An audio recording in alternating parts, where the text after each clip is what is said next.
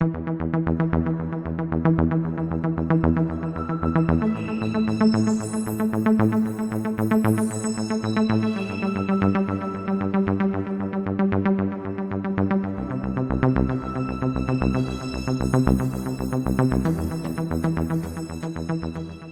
is going on, YouTube Nation? This is Dark Dividend. If you guys are new to my YouTube channel, make sure you subscribe and hit the notification bell so you don't miss future videos. So this is part 2 of my big dividend income day. And the REITs are really paying off. And I'm going to go on M1 Finance. The mREITs are really paying off. And there's a little bit of a risk with these ones. So I'm going to review one of them.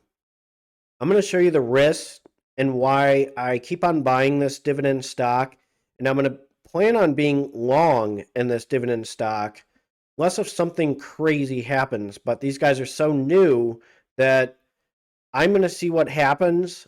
They're high income. I mean, there could be a risk of a dividend cut, and I'm not giving financial advice for entertainment purposes, only disclaimer in the description. But my Mary Jane REITs are doing very well, so I'm going to show you my dividend income on M1 Finance. So if you're new to this YouTube channel, make sure you subscribe and hit the notification bell so you don't miss future videos. Smash that like button. Let's check this REIT out right now. All right, so here's some things going on with the Death Star. I've done reviews. I just earned $136.51. If you watch my previous video, I made pretty good money with my E-Trade dividend portfolio. And these are the past 2 days. So this is kind of video 2 of 2. This one just showed up on Saturday because usually M1 Finance is a day or 2 late. So I just wanted to update you on this one.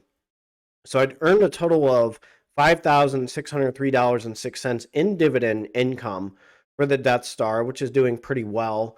I kind of formed this one in 2019. If you're new to this YouTube channel, this is probably, honestly, on the car ride to Myrtle Beach, I created a dividend portfolio with the Death Star.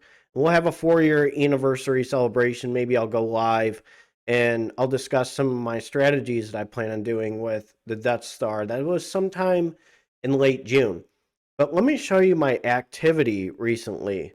So I'm just going to show you the start of April as well. So April 3rd, I made $284 from Coca-Cola. And then Regions Financial, I made $12.40. FSK, I made $17.45. VC, I made $16.57.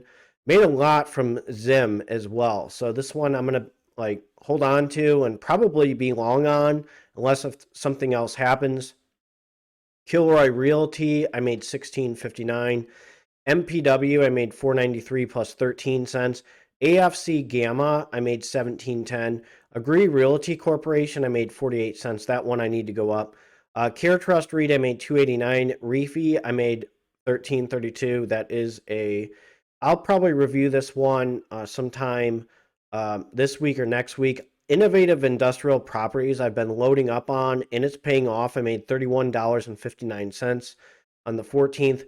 Orc Owl Rock Capital Corp, I made $12.17. Spirit Realty Capital, I just posted a video on these guys, so you got to check out my previous videos and my reviews on REITs and dividend stocks, specifically high yield dividend growth stocks. In Trinity Capital, I made a pretty good amount of money. So right here, Gamma is the one I really want to go over. I mean, this was a big dividend day. Look at how much I made on April 14th. But I really want to focus on this Mary Jane REIT slash mREIT, because look at the Mary Jane REITs and mREITs, how much I made. $17.10, $13.32, and $31.59. And the funny thing is, these REITs usually distribute their dividends right around $4.20, which I find very funny. And actually on $4.20, I did receive dividends from IIPR one year. I thought that was hilarious. Let's go over AFC Gamma real quick. So this is kind of a new stock. And of course, it's not doing well against the S&P. It's brand new.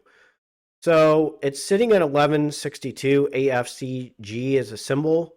Market cap is $238.08 million US dollars. Its year range is $11.09 to $19. Its day range is $11.46 to $11.90. And its previous close, it was $11.68. So let me go over these guys as a company.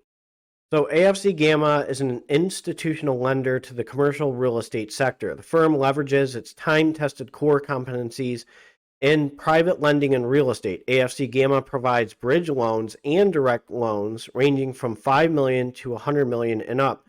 The firm targets investing strategically across multiple real estate sectors, taking advantage of market opportunities driven by AFC Gamma's extensive industry experience, financial flexibility, and systematic speed of execution. So let's go over a few things with these guys. So AFC Gamma is a real estate investment trust which gives investors access to income generating commercial real estate investments.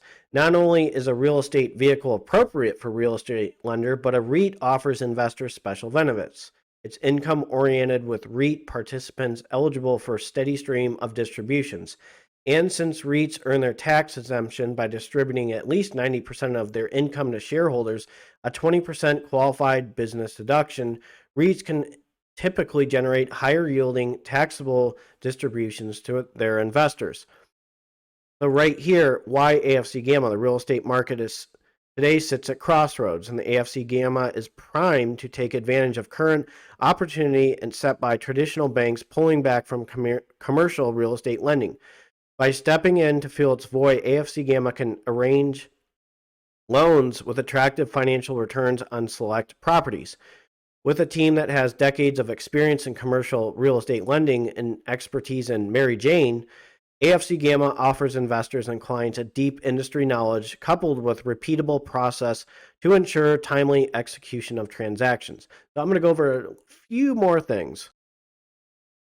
So three things that they really also focus on is rigor, partnership, and growth. And the big thing that I like is growth, that they structure loans to meet their borrowers' needs. This customized approach means that AFC Gamma can grow and expand their partnerships, which benefits their borrowers as well as investors. A well-tailored deal is more apt to deliver strong returns. So that's one thing that's important.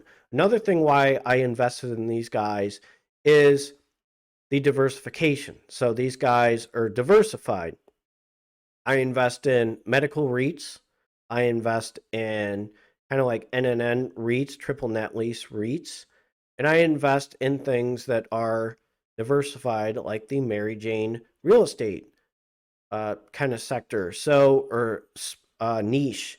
So that's one thing that I'm really looking at with expanding my dividend portfolio, specifically with the real estate stocks. And I told you before, I really wanted to focus on the real estate sector and financial sector for these next few years because, everybody's predicting that we're going to take a huge hit. And usually the real estate sector and financial sector are the two biggest ones that take a hit. And then eventually, if I get enough shares with these guys and other companies, I can flip that and use that passive income to buy other dividend stocks or live off dividends with passive income. So there's some options that I have with these guys, and it's just very attractive. So I'm going to take the risk in these guys. I'm going to show you their revenue and dividend history as well. So there's a lot of opportunity with these REITs and other type of specialty REITs like Arbor Realty Trust. Now there's a lot of controversy with them, but the Ninja or whatever that report was, those guys weren't really credentialed, and I would like for them to try to make a comeback with their names, credentials, and everything, because they kind of look like idiots when they went after Arbor Realty Trust, because Arbor Realty Trust is very transparent with everything, and I think they would be in a lot of trouble if they did some stuff behind the scenes, and they would be caught red-handed pretty fast, honestly. So revenue in millions US dollars. This is annual data of AFC Gamma. 2020, 525, 2021, 37, then 2022, 74. So there is a huge increase in revenue. And remember, 90% of what they make have to go back to investors. So this is why I'm capitalizing on this. I'm going to go over a few more things. So one other thing I want to go over is their portfolio diversification with AFCG. So these are states where AFCG's borrowers have significant operations and collateral under AFCG's current loans. So there's some pretty good states. Actually, Ohio is integrated with their diversification, as well as Michigan, which I find very interesting. So I'm going to go over a little bit more in-depth stuff with these guys in the future.